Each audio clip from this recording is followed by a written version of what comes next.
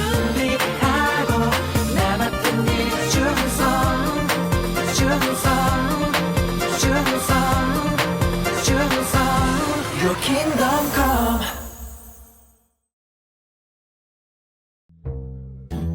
ผู้คนอยากฟังคำสอนของพระเยซูจึงมีคนจำนวนหลายมารวมกันอยู่ทุกที่พระเยซูไปแต่บางคนก็บ่มักพระเยซู พระเยซูนี่แปลกแท้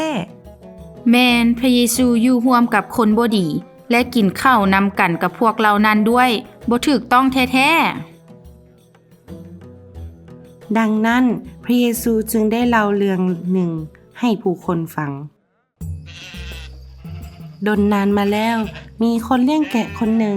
มีแกะ100ตัวคนเลี้ยงแกะเบิ่งแยงรักษาแกะของเขาเมื่อฮอดเวลากลับบ้านคนเลี้ยงแกะก็นับแกะทุกตัวในทุ่งหญ้า มานับเบิ่งดู1 2 3 20 30 40 97 98 99โอ้ลองนับใหม่เบิ่งก่อน1 2 3 97 98 99อ้าวเสียไป1ตัว นับจังใดก็มีแต่แกะ99ตัวเท่านั้นโอ้แกะตัวที่100ไปใส่วะ คนเลี้ยงแกะเป็นห่วงแกะที่เสียไปตัวหนึ่งและเริ่มซอกหามันตามบอนต่างๆกลางคืนนั่นคนเลี้ยงแกะย่างไปซอกหาแกะบางเทื่อก็ตกลงไปในน้ำบางเทื่อก็ล่มแต่ก็บ่เฮ็ดให้เขายอมแพ้และยังคงซอกหาแกะต่อไปและทันใดนั้นก็ได้ยินเสียงแววค่อยๆคนเลี้ยงแกะแล่นไปซอกตามเสียงที่นั่นมีแกะ1ตัวห้อยลงมาจากหน้าผาโตเปียกและโตสันท่ามกลางความหนาว อยู่นี่เองวะย่านแม่นบ่ต้องย่านเด้อค่อยมาช่วยแล้วอึบคนเลี้ยงแกะได้ช่วยชีวิตแกะตัวนั้นขึ้นมาและได้แบกขึ้นบาเพื่อพากลับบ้าน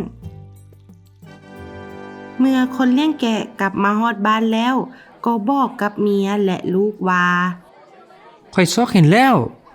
ซอกแกะตัวหนึงที่เสียไปเห็นแล้วเชิญทุกคนมาร่วมฉลองดีกว่าเย้เย้เย้พระเยซูเว้ากับคนทั้งหลายว่า เจ้าจะมีความสุขหรือบ่เมื่อเห็นแกะที่เสียแล้วกลับคืนมาแม้นแต่พระเจ้าก็ทรงดีใจเมื่อคนคนหนึ่งเฮ็ดผิดและได้กลับใจมาหาพระเจ้าพระเจ้าบ่ต้องการที่จะสูญเสียไป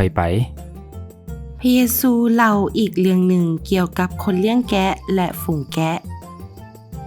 คนเลี้ยงแกะที่ดีฮู้จักฝูงแกะของตนเองฝูงแกะก็ฮู้จักเสียงของคนเลี้ยงแกะของตนเอง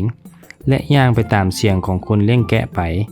แต่เมื่อพวกมันเห็นคนแปลกหน้าพวกมันจะแล่นหนีเมื่อสัตว์ร้ายมาทำร้ายแกะคนเลี้ยงแกะที่ดีก็ต่อสู้บ่ปาทิ่มฝูงแกะของตนเอง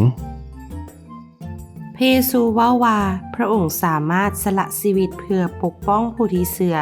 และไว้วางใจพระองค์ได้